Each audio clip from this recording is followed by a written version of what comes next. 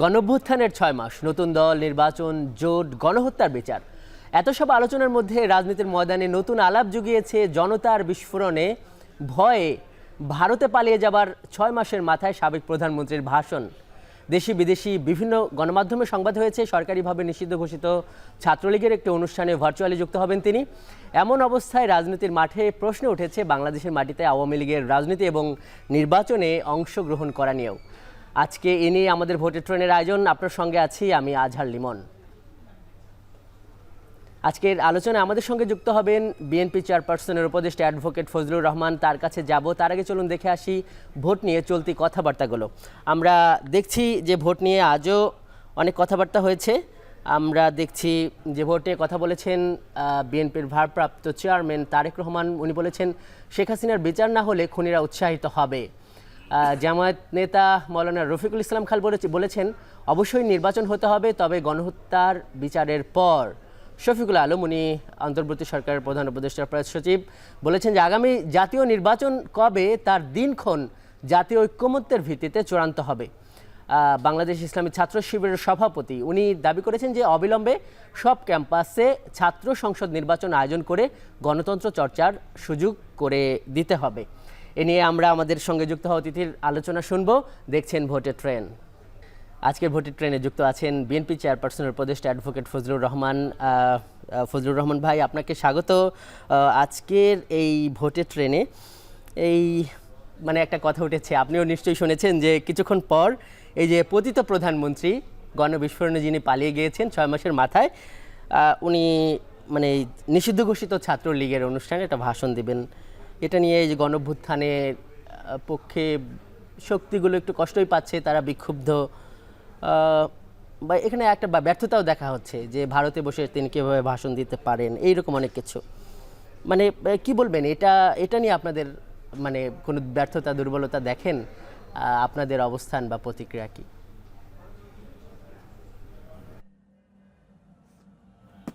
আপনাকে অসংখ্য ধন্যবাদ এবং যারা শুনছেন তাদেরকে সালাম, আসসালামু আলাইকুম। এটা ফেব্রুয়ারি মাস, আমি ভাষার মাসে ভাষা শহীদ বরকত, সালাম জব্বার, রফিক সহ সবার প্রতি, সব শহীদদের প্রতি আমি আমার শ্রদ্ধা জানাচ্ছি। সেই শ্রদ্ধা জানিয়ে বলছি, আপনার প্রশ্নটা আমার কাছে এই প্রথমেই এইটা একটা প্রশ্ন হলো, এইগুলা হলো কত ধরনের কত ঘটনা ঘটবে। শেখ হাসিনা পালিয়ে গেছে জীবন নিয়ে, এখন আবার তার নিষিদ্ধ ঘোষিত ছাত্রলীগের প্রতি বক্তব্য রাখবেন। এই প্রশ্নগুলো আমি উত্তর দিতে চাই না। এই কারণে চাই না যে আওয়ামী লীগ শেখ হাসিনা বক্তব্য দেখ আর যাই করুক, ছাত্রলীগ যত মিছিল করুক, আওয়ামী লীগ ছাত্রলীগের বাংলাদেশের রাজনীতিতে মানুষের সামনে প্রাথমিকভাবে যতক্ষণ পর্যন্ত হাত জোর করে শেখ হাসিনা সমস্ত ভুল স্বীকার করে মানুষের কাছে ক্ষমা না চাইবেন এবং মানুষ যতদিন পর্যন্ত তাদেরকে ক্ষমা না করবে, ওই একটা মিছিল করলাম, একটু বক্তৃতা করলাম, এই করে এই দেশের রাজনীতি তাদেরকে যদি ফ্রিও করে দেওয়া হয়, তারা এসে দাঁড়াইতে পারবে না। বহু দিন লাগবে, দিল্লি হনুজ দূরস্ত, অনেক দিন লাগবে আওয়ামী লীগ ছাত্রলীগের রাজনীতিতে মাটিতে আইসা দাঁড়াইতে। এইগুলা নিয়ে আমি উত্তর দিতে চাই না। এইগুলা আপনারা সাংবাদিক সাহেবরা কেন যে এত গুরুত্ব দিয়া এগুলা প্রচার করেন। ফজলুর রহমান ভাই, এটি কিন্তু মাঠে গুরুত্ব পাচ্ছে। এটার প্রতিক্রিয়ায় এই যে গণঅভ্যুত্থানে যে সমস্ত ছাত্র নেতারা বা ছাত্র জনতা একটা অংশ নিয়েছে, নিশ্চয়ই সেটা শরিক বিএনপিও, তারা কিন্তু এই মাঠে এটা নিয়ে প্রতিক্রিয়া দেখাচ্ছে, যেই কারণে আমাদেরও এ নিয়ে আলোচনা করতে হয়। আপনি বললেন যে হাত জোর করে ক্ষমা না চাওয়া পর্যন্ত সে রাজনীতিতে ফিরতে পারাটা কষ্টকর এবং সেটা দিল্লি দূরস্থ, অনেক দূরে। একটা গণহত্যার তো একটা বড় অভিযোগ আছে। যদি ক্ষমা না করে, আমাকে ভুল বুঝাবেন না, মানুষের কাছে দেশের মানুষ যদি তাদেরকে ক্ষমা না করে, তারপরও তাদের নির্দিষ্ট যে অপরাধ করেছে তার বিচার হতে হবে। আচ্ছা,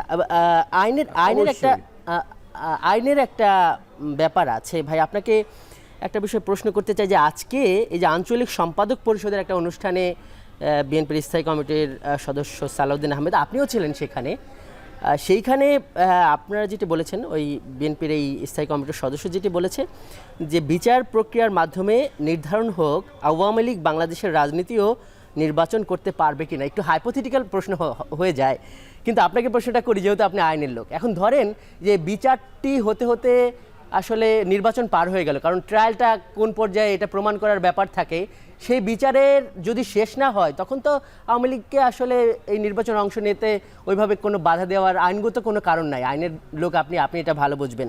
তখন কি আপনারা কি মনে করেন যে আওয়ামী লীগকে এই নির্বাচনে অংশ নিতে দেওয়া উচিত?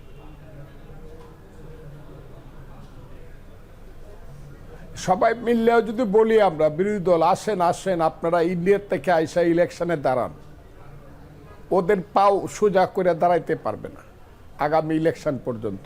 আমি কথাটা কই, যদি বর্তমান ইউনূস সাহেবের সরকার, জনাব অধ্যাপক মোহাম্মদ ইউনূস সাহেবের সরকার মেজর কোনো ভুল না করে ফেলে জাতির সাথে, তাহলে শেখ হাসিনা আগামী 5 বছর তাদের দল মাটির উপরে দাঁড়াইতে হাঁটু উঠবে না। এগুলো অনর্থক প্রশ্ন।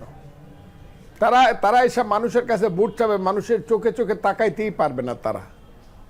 কারণ মানুষের সাথে গত 15 বছর 16 বছর তারা যে অপরাধ করে গেছে, মানুষের গণতান্ত্রিক অধিকারকে যেভাবে তারা হত্যা করছে 14 সনে 18 সনে এবং 24 সনে, কোন লজ্জায় কোন রাজনৈতিক প্রজ্ঞায় তারা এসে বলবে আমাকে আবার ভোট দেন? মানুষ তো জিজ্ঞাসা করবে আপনি তো ভোট নিছেন এই 3 বার, অন্তত এই 3 বার অপেক্ষা করেন,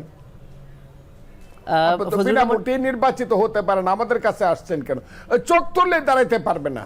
না ফজলুর রহমান ভাই, এই যে মানুষের মধ্য থেকে বা যে কোনো পক্ষ থেকে এটাও দাবি আসছে যে মানে এই অবস্থায় আওয়ামী লীগকে নিষিদ্ধ করা দরকার। তাদের হলো মত হলো এই দিক থেকে যে এই যে গণহত্যা বা এর আগে বিএনপি বা এই যে জামাত যারা এর আগে বিরোধিতায় ছিল তাদের উপরে মানে যুদ্ধে ব্যবহার করে এই ধরনের অস্ত্র এই আওয়ামী লীগের লোকেরা বা যে তাদের সহযোগী বিভিন্ন সংগঠন ব্যবহার করেছে। তো এই দিক থেকে আওয়ামী লীগকে নিষিদ্ধ করার একটা দাবি আছে।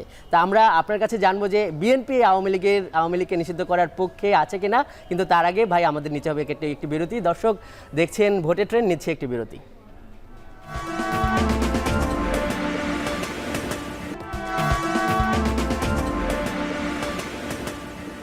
স্বাগত আরেকবার। আজকের ভোটের ট্রেনে আমাদের সঙ্গে যুক্ত আছেন বিএনপি চেয়ারপারসনের উপদেষ্টা অ্যাডভোকেট ফজলুর রহমান।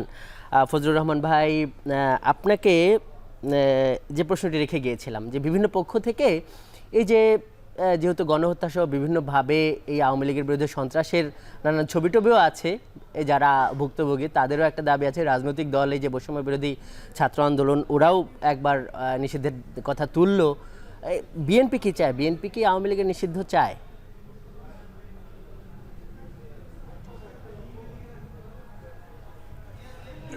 আপনাকে অসংখ্য ধন্যবাদ। এইগুলো হলো জটিল এবং কুটিল প্রশ্ন।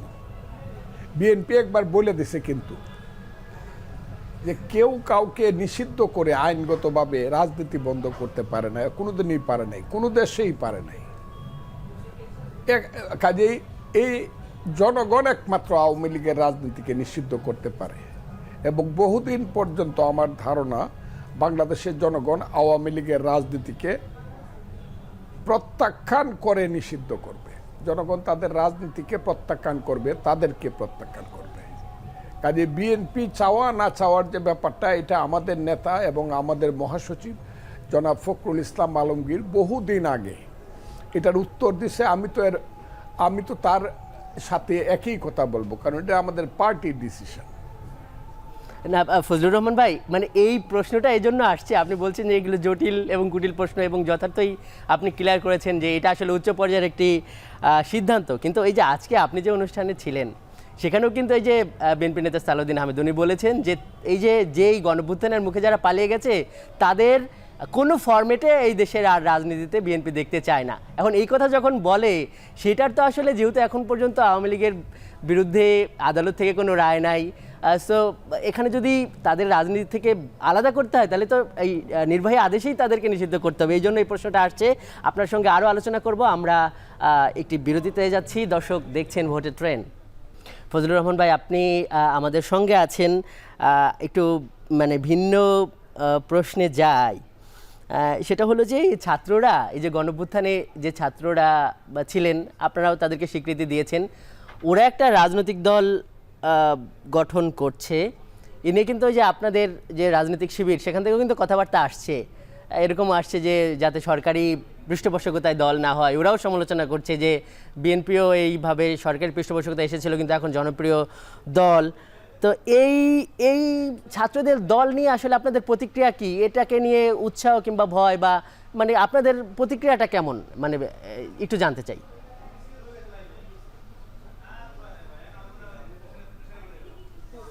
তারা একটা আমাদের সন্তানেরা একটা রাজনৈতিক দল করবে, ছাত্ররা। আমি আজকে বলেছি পৃথিবীতে কোথাও ছাত্ররা রাজনৈতিক দল করছে এর উদাহরণ মাত্র একটা আছে, সেটা হলো আসামে একসময় ছাত্রনেতা প্রফুল্ল মোহন্তর নেতৃত্বে একটা রাজনৈতিক দল হয়েছিল। এটা এখন আর নাই আসামে। আমাদের ছাত্ররা একটা দল করবে, আমাদের সন্তানেরা, আমি অগ্রিম তাদেরকে অভিনন্দন জানায় রাখলাম। সেইখানে বিএনপির ভয় পাওয়ার কি আছে? আপনারা যেভাবে কথা বলেন, আপনারা কিসের সাংবাদিকতাই বা করেন আমি বুঝি না। এত কাঁচা কেন আপনারা? বিএনপির মতো একটা রাজনৈতিক দল 3 বার ক্ষমতায় ছিল, যার নেতৃত্ব হইল বেগম খালেদা জিয়া, তারেক রহমান, যার প্রতিটি ওয়ার্ডে কমিটি আছে, একটা ওয়ার্ড বান্ধে বা তা বিএনপি করে ভয়ে ভীত হইয়া এইগুলা বলেন কেন? এইগুলা ঠিক না। তারা তাদের দল করবে, তবে আমরা নির্দিষ্টভাবে চাবো যে তারা যেন সরকারি মদদে কোনো কিংস পার্টি সৃষ্টি না করে। আর বিএনপি যখন সৃষ্টি হয়েছিল এখন থেকে 78 সন, আবারও বললাম, প্রায় 47 বছর আগে যখন বিএনপি সৃষ্টি হয় তখন তার প্রেক্ষাপট সেটা ছিল মার্শাল ল। আর এটা তো মার্শাল ল না, এটা তো একটা অন্তর্বর্তীকালীন সরকার। কয়েকদিনে আসছে, তারা যদি সৎ এবং সত্য হয় এবং তাদের মধ্যে যদি অন্তর্দৃষ্টি এবং ভবিষ্যৎ দৃষ্টি থাকে, দ্রুত তারা ইলেকশন দিয়ে চলে যাবে। কাজে এই সরকারের মদদে কেন একটা দল হবে? আমরা তাই মনে করি অন্তর্বর্তীকালীন সরকার কাউকে মদদ না দিয়ে তারা একটা দল করুক, অন্যরা যারা দল করবে তারা সরকার থেকে পদত্যাগ করুক। আমরা চাই এটা না। ওরা এটাও বলছে, ওরা যে আজকে যে কথা বলেছে তাতে বলেছে যে উপদেষ্টারা কেউ দলে যোগদান করতে চাইলে পদত্যাগ করে আসতে হবে। ফজলুর রহমান ভাই, আপনি আমাদের সঙ্গে থাকুন। দর্শকের পর্যায়ে নিচ্ছি আরেকটি বিরতি।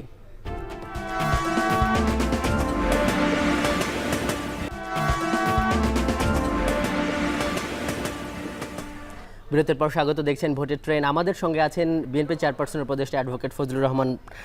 অ্যাডভোকেট ফজলুর রহমান ভাই, আপনাকে শেষবারের মতো একটু স্বাগত জানাচ্ছি। শেষ যে প্রশ্নটা করতে চাই, আমাদের হাতে বেশি সময়ও নেই, যে দলের মধ্যে সংস্কারের একটা আলাপ আলোচনা উঠছে এই যে গণঅভ্যুত্থানের পর, তো আপনাদের দলীয় কাউন্সিলটা কবে হবে এটা অনেকে জানতে চায়। আরেকটা ব্যাপার হলো যে কেমন ধরনের নেতা আসতেছে, মানে এই যে গণঅভ্যুত্থানের পর তো মনে হচ্ছে যে মানুষের মধ্যে রুচি মন মেজাজের একটা পরিবর্তন আসছে, তাদের আকাঙ্ক্ষা অনেক বেড়েছে। সেই জায়গায় আপনারা কেমন নেতৃত্বকে গুরুত্ব দেবেন?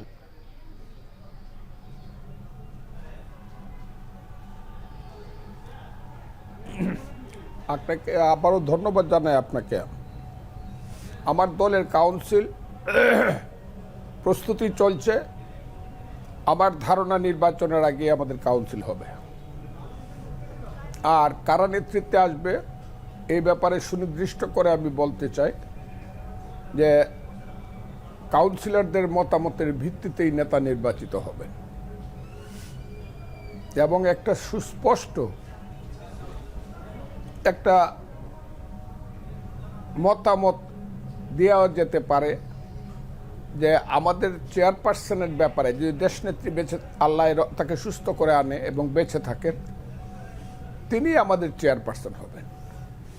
মহাসচিব সহ অন্যান্য পদগুলো কাউন্সিলরদের মতামতের ভিত্তিতে আমাদের নেতৃত্ব ঠিক করবেন। এখন আমাদের নেতা আছেন জনাব তারেক রহমান, কাজেই এখানে নেতৃত্বের কোনো সংকট হবে না। নেতৃত্ব সঠিকভাবেই আছে বিএনপিতে। ফজলুর রহমান ভাই, আপনাকে অনেক ধন্যবাদ আজকের ভোটের ট্রেনে যুক্ত হওয়ার জন্য। আমাদের শোয়ের আসলে সময় শেষ, আশা করি অন্য কোনো শোতে আবার আপনার সঙ্গে আমরা যুক্ত হব। দর্শক, এই ছিল আজকের ভোটের ট্রেনে। এতক্ষণ সঙ্গে থাকার জন্য ধন্যবাদ।